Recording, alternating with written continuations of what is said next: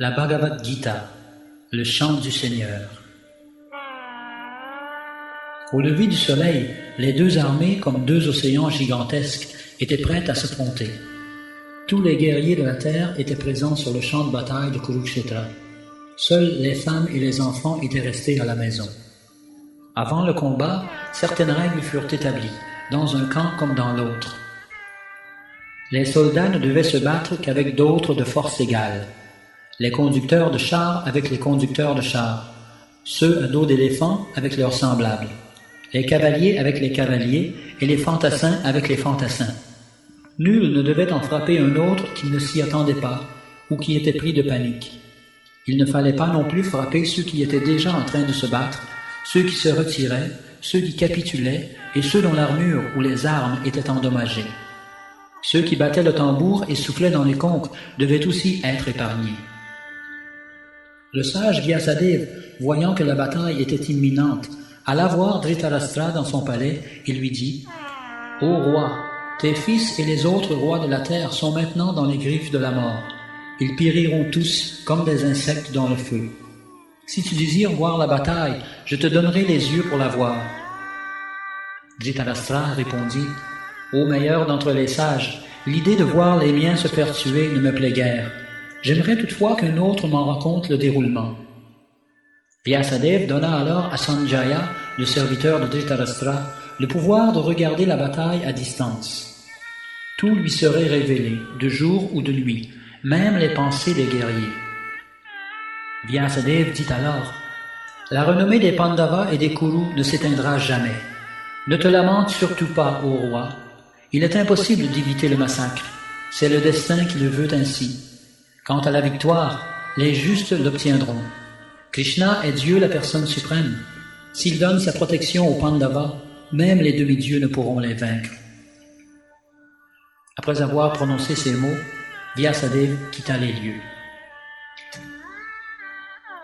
Dhritarashtra dit « Ô Sanjaya, qu'ont fait mes fils et les fils de Pandu après s'être assemblés au lieu saint de Kurukshetra, prêts à livrer bataille ?» Sanjaya répondit « Ô Dhritarashtra, après avoir observé l'armée des fils de Pandu déployée en ordre de combat, le roi Duryodhana s'approche de son précepteur et lui tient ces propos. Contemple, ô mon maître, la puissante armée des fils de Pandu, disposée de si experte façon par ton brillant élève, le fils de Drupad. Y vois-tu ces vaillants archers qui, au combat, égalent Bhima et Arjuna, et combien d'autres grands guerriers, dont Yuyudhan, Virata et Drupad, Drishtaketu, Chetitana, Kashiraj, Purujit, Kuntiboja, Shaibya et tant d'autres encore, tous grands héros à la force remarquable.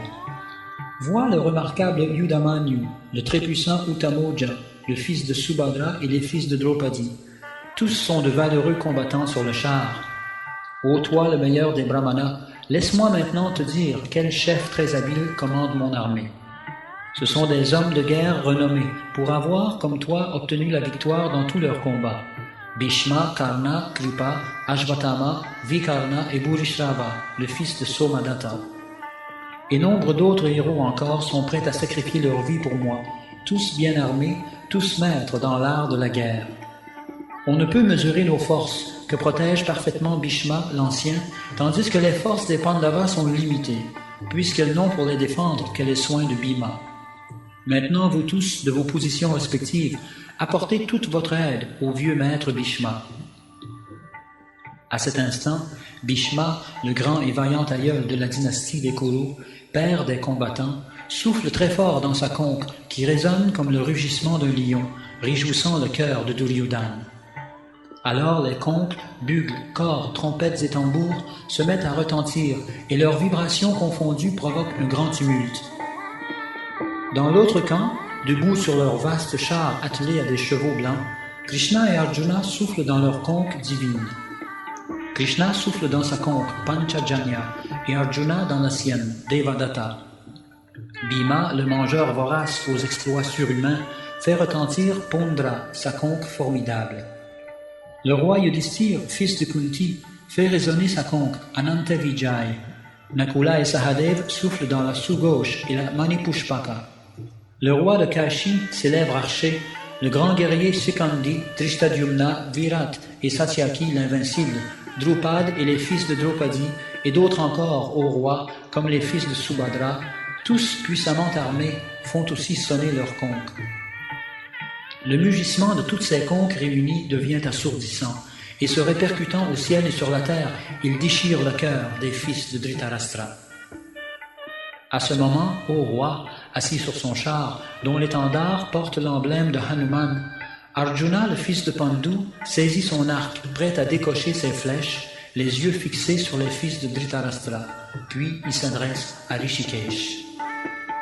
Arjuna dit, « Ô toi l'infaillible, mène, je t'en prie, mon char entre les deux armées, afin que je puisse voir qui est sur les lignes, qui désire combattre, qui je devrais affronter au cours de la bataille imminente.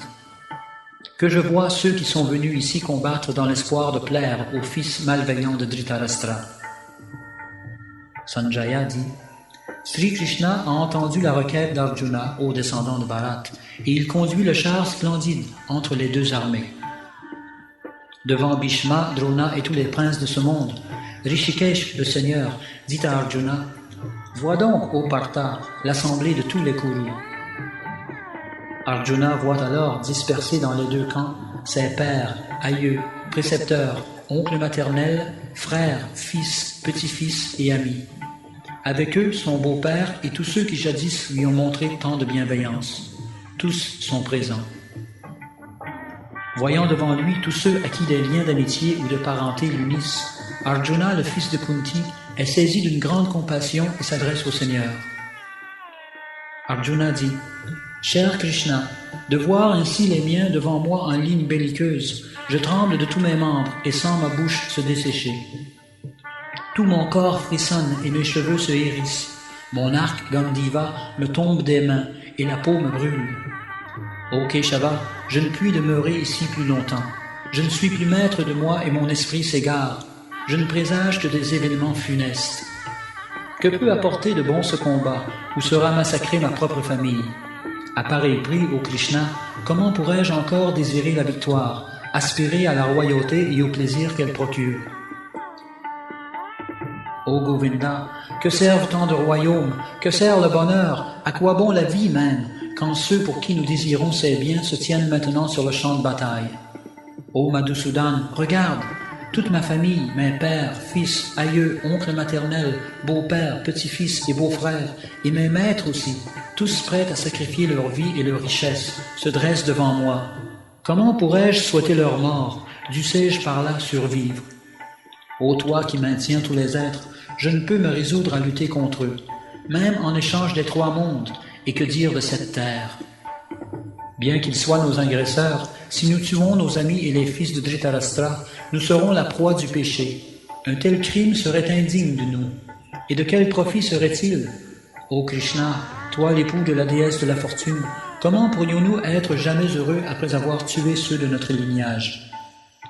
Ô Janardhan, si, aveuglés par la convoitise, ces hommes ne voient aucun mal à détruire leur famille, nulle faute à se quereller avec leurs amis, pourquoi nous, qui voyons le péché, devrions-nous agir de même?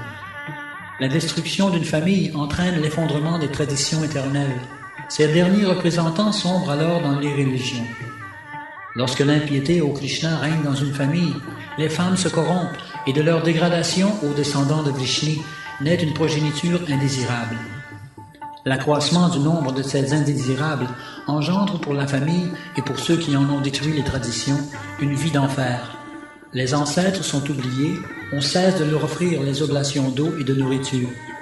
Ceux qui, par leurs actes irresponsables, brisent la tradition du lignage, ceux-là provoquent l'abandon des principes grâce auxquels prospérité et harmonie règnent au sein de la famille et de la nation. Je le tiens de source autorisée, ô Krishna, ceux qui détruisent les traditions familiales vivent à jamais en enfer. Hélas, par soif des plaisirs de la royauté, n'est-il pas étrange que nous nous apprêtions maintenant à commettre de si grands crimes? Mieux vaut mourir de la main des fils de Dhritarashtra, sans armes et sans faire de résistance, que de lutter contre eux. Sanjaya dit, ayant ainsi parlé sur le champ de bataille, Arjuna laisse choir son arc et ses flèches. Il s'assoit sur son char, accablé de douleur.